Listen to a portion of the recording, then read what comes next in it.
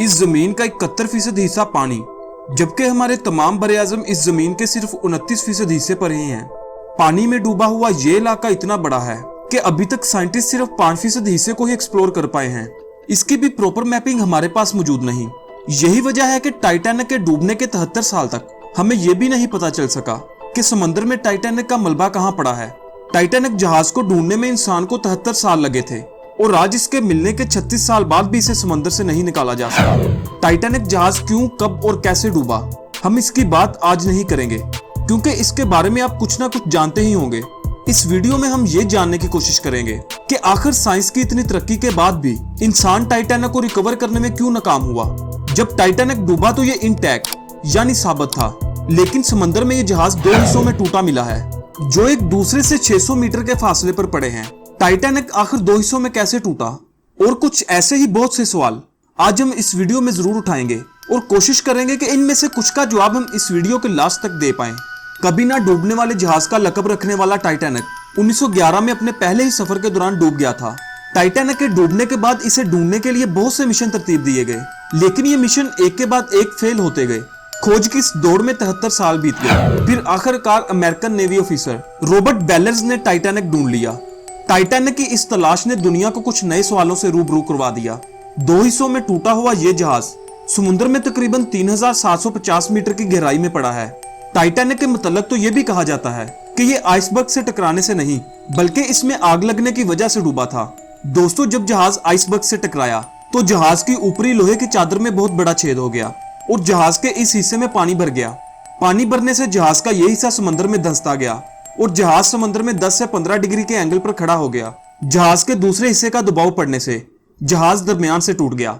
Titanic से जुड़ी गुत्थियां भी सुलझा ली जाती। अगर टाइटैनिक को समंदर से निकालकर इस पर रिसर्च की जाती तो टाइटैनिक से जुड़ी बहुत सी नई हकीकतें इंसान के सामने खुल जाती। लेकिन टाइटैनिक आज भी दुनिया के सामने एक पहेली की तरह पड़ा है। सवाल यह है कि लेटेस्ट टेक्नोलॉजी के होने के बावजूद टाइटैनिक को समंदर से क्यों नहीं निकाला जा सका। दोस्तों, ऐसा नहीं है कि टाइटैनिक को समंदर से निकालने के लिए कोशिश नहीं की गई। 1985 में जब टाइटैनिक को खोजा गया तब इसकी हालत एक जहाज जैसी नहीं थी। पानी में पड़े रहने की वजह से जहाज की सतह पर सील जम चुकी थी और टाइटैनिक की मजबूती अब पहले जैसी नहीं थी, इसलिए इसे डायरेक्ट केबल के जरिए निकालना मुमकिन नहीं था। ऐसे में सबसे पहला सजेशन ये आया कि सबमरीन और मैग्नेट के जरिए से टाइटैनिक को बाहर निकाला जाए, लेकिन इसमें बड़ी रुकावट टाइटैनिक का वजन था। टाइटैनिक का वजन 1,43,000 टन था और ऊपर से वाटर प्रेशर जो इसके वजन को कई गुना बढ़ा देता है। टाइटैनिक समंदर में 3750 मीटर की गहराई में मौजूद है।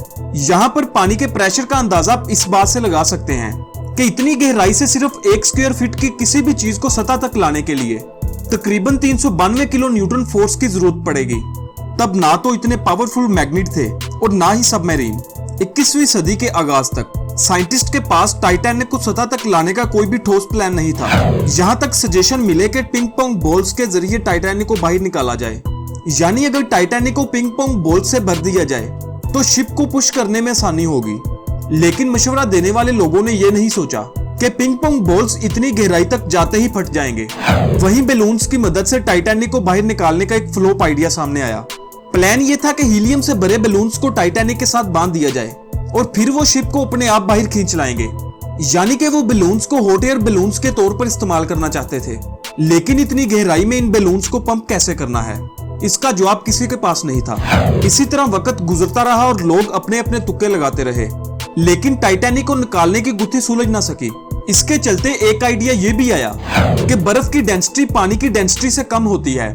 यही वजह है कि बर्फ पानी की सतह के ऊपर रहती है और डूबती नहीं। तो प्लान ये था कि टाइटैनिक को किसी आइसबर्ग में तब्दील कर दिया जाए, यानी कि मलबे के चारों ओर पानी को फ्रीज कर दिया जाए, जिस वजह से ये पानी के मुकाबले हल्का हो जाएगा और सतह पर तैरने लगेगा और वहां से इसे किनारे पर ले जाया जा सकेगा।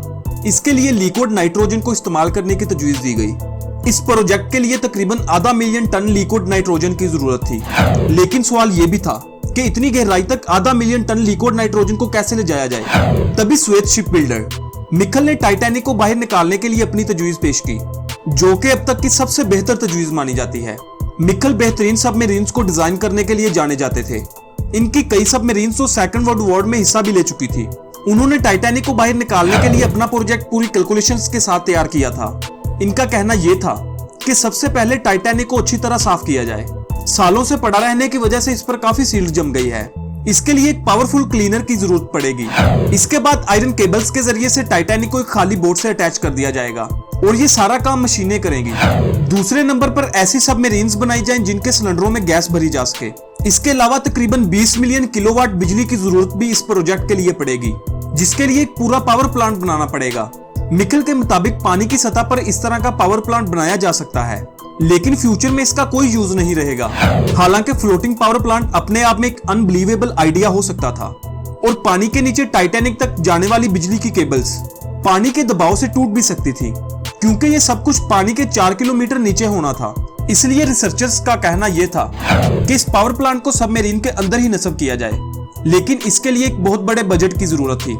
इसलिए वक्ती तौर पर इस प्रोजेक्ट को तब तक बंद कर दिया गया जब तक इसके लिए जदीद इक्विपमेंट और बजट का बंदोबस्त नहीं हो जाता। दोस्तों, टाइटैनिक को डूबे 100 साल से ज्यादा का अरसा हो चुका है और अगर इसे ना निकाला गया तो 2030 तक समुद्री बैक्टीरिया मुकम्मल तौर पर टाइटैनिक का सफाया कर देंगे।